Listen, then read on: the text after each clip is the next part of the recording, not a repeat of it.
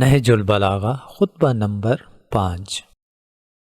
اس خطبے میں مولائے کائنات حضرت علی علیہ السلام فرماتے ہیں، جب رسول اللہ صلی اللہ علیہ وآلہ وسلم نے دنیا سے رحلت فرمائی تو عباس اور ابو سفیان ابن حرب نے آپ سے عرض کیا کہ ہم آپ کی بیعت کرنا چاہتے ہیں، جس پر حضرت نے فرمایا، اپنا رخ موڑ لو، فخر و مباحات کے تاج اتار ڈالو۔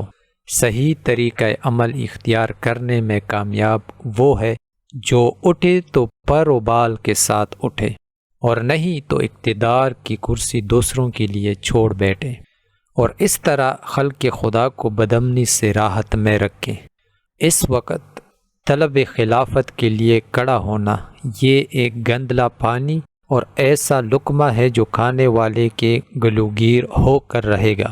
پھلوں کو ان کے پکنے سے پہلے چننے والا ایسا ہے جیسے دوسروں کی زمین میں کاشت کرنے والا۔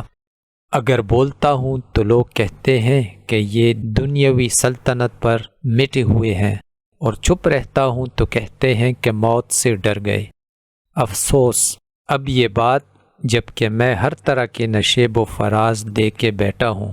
خدا کی قسم، ابو طالب کا بیٹا موت سے اتنا مانوس ہے کہ بچہ اپنی ماں کی چھاتی سے اتنا مانوس نہیں ہوتا۔